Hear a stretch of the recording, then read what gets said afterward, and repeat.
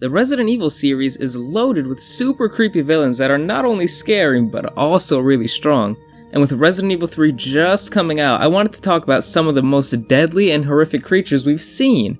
So here are the 5 creepiest monsters throughout the entire Resident Evil series. Number 5 are Crimson Heads from the Resident Evil 1 remake. For those who played the original Resident Evil 1, you had quite the surprise waiting for you in the remake. Killing a zombie just wasn't enough anymore in the remake. You were also given the option to burn the bodies. And like me at first, I'm sure you figured, why should I waste my time and inventory space carrying around kerosene and a lighter? Well, Capcom gave you a reason. Not only do the zombies you already killed come back, but they come back a lot faster and stronger. Crimson Heads are, well, red, and they develop razor-sharp claws and they deal massive damage to you. And unless you're keeping track of time, you have no idea when a dead zombie might just pop back up and start chasing you down.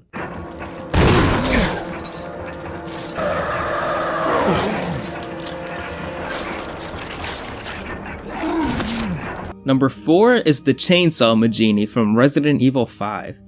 The most powerful of the Majini is that guy with the potato sack on his head. You first meet him charging at you in an alleyway while screaming hysterically. The worst part about this was that you couldn't even run away from him the first time you met him. The only way to continue the game was to beat him.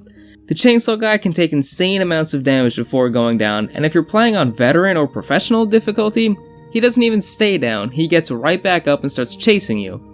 And once he gets up, he's even more hysterical and just swings his chainsaw randomly in your direction while screaming. Yeah, so it wasn't hard for him to make it on this list, he's pretty terrifying.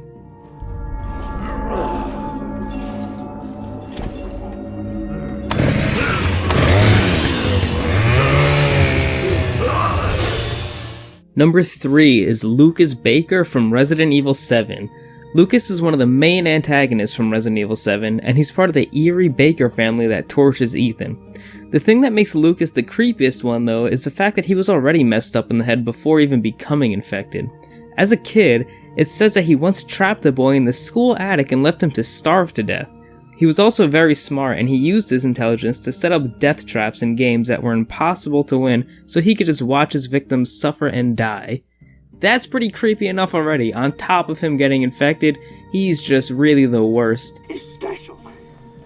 You see, Ethan, not everybody wants to turn back the clock.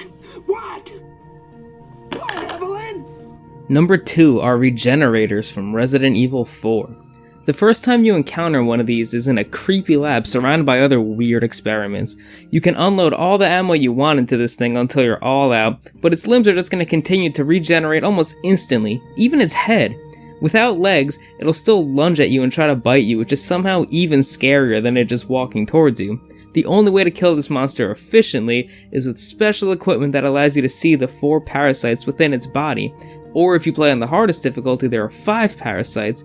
Needless to say, this monster had no problem jumping onto this list.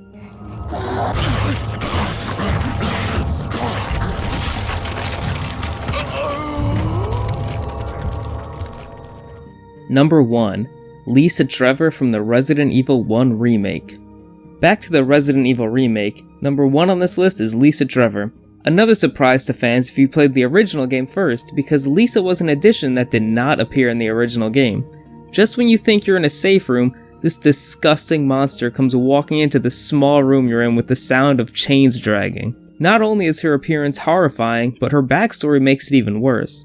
Long story short, Lisa was a normal girl who was kidnapped by Umbrella and experimented on numerous times. She started to grow extremely violent after the experiments, and being separated from her mother for so long made her very crazy. It made her so crazy that any Umbrella member she could get her hands on had their faces ripped off, and then she attached their faces to her own body. She eventually tried to kill herself, but it turns out the G-Virus will not allow her to die. Lisa now roams the Spencer mansion trying to kill anyone in her path, while the sound of chains dragging comes behind her while she yells "Mother."